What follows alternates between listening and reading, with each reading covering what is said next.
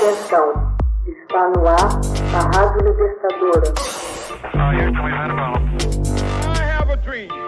Começa agora o Hoje na História de Ópera Mundi.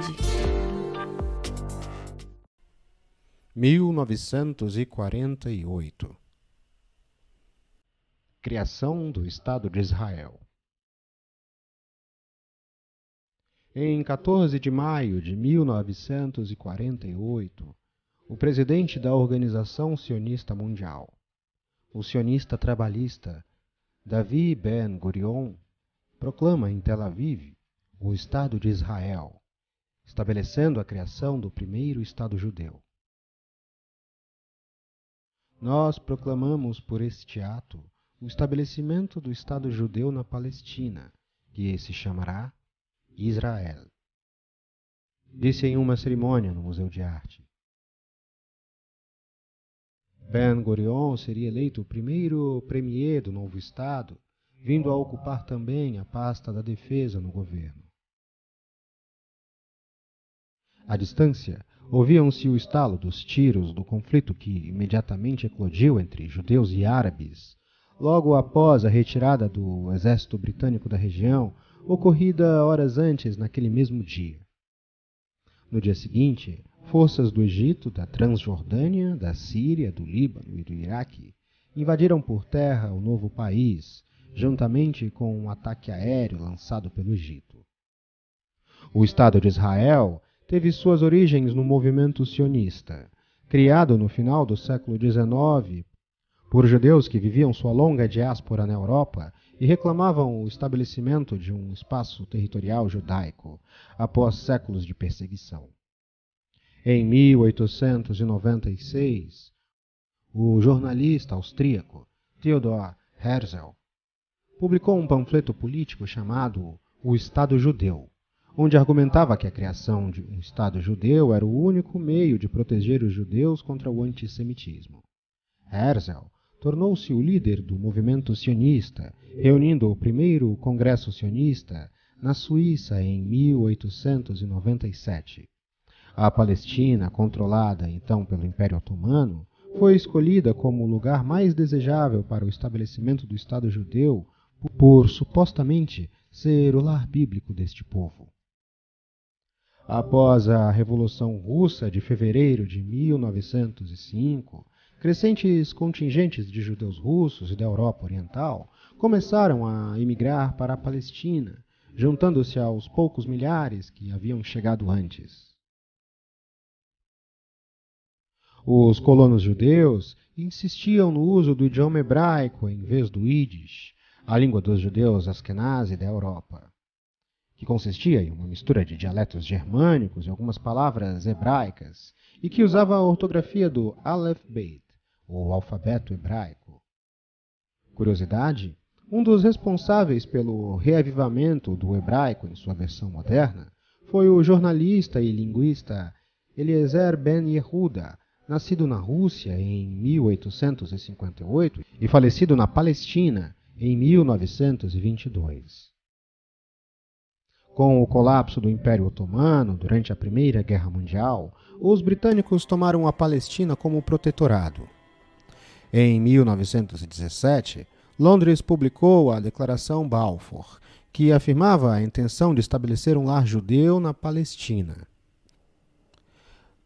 Apesar do protesto das nações árabes, a declaração foi incluída no mandato britânico sobre a região e autorizada pela Liga das Nações em 1922. Com isso, palestinos e judeus deram início, em 1929, ao enfrentamento aberto na Palestina. A Grã-Bretanha, na tentativa de apaziguar árabes, palestinos e sionistas, tentou limitar a imigração judaica. A Segunda Guerra, entretanto, mudaria este cenário. Como resultado da perseguição aos judeus na Alemanha, o fluxo migratório hebraico ilegal para a Palestina aumentou vertiginosamente.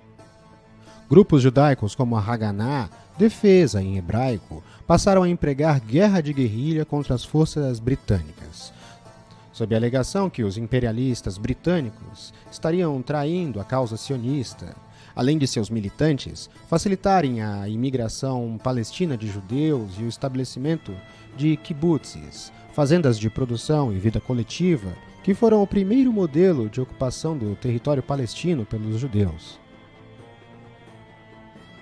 Após o término da Segunda Guerra Mundial, e diante das atrocidades nazistas contra os judeus vindas a público em 1945, a União Soviética e os Estados Unidos da América aceitaram adotar a causa sionista.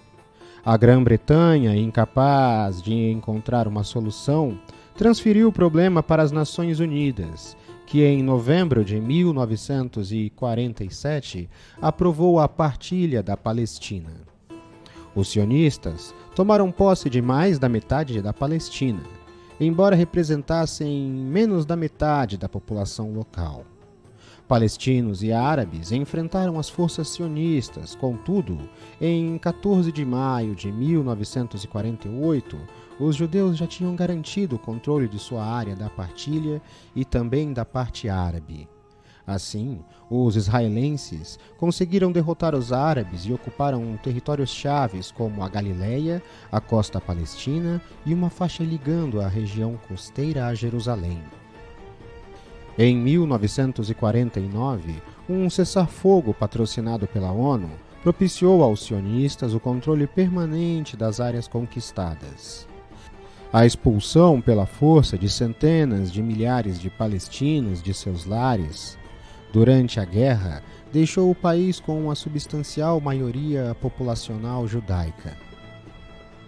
Durante a Guerra dos 6 Dias, em 1967, mais uma vez Israel aumentou suas fronteiras, capturando da Jordânia, Egito e Síria o controle da cidade velha de Jerusalém, da península do Sinai, da faixa de Gaza, da Cisjordânia e das colinas de Golã.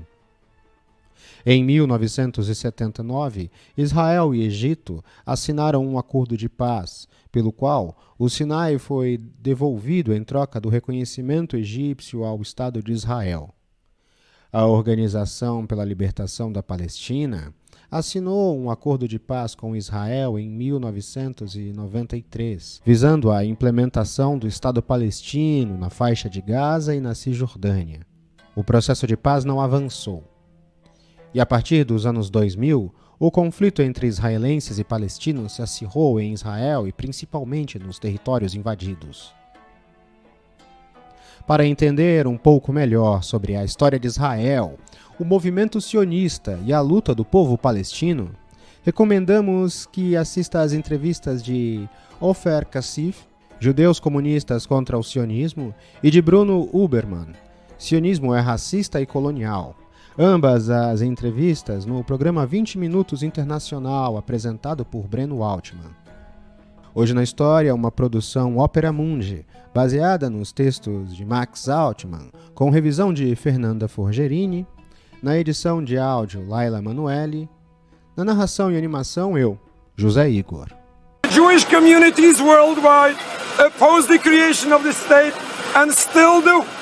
The philosophy of Zionism is not only causing a catastrophe for the Palestinian people, it is a true disaster for the Jewish people as well. Você já fez uma assinatura solidária de Opera Mundi? Fortaleça a imprensa independente. Acesse www.operamundi.com.br/apoio. São muitas opções. Você também pode fazer um Pix usando a chave apoie@operamundi.com.br. Obrigada!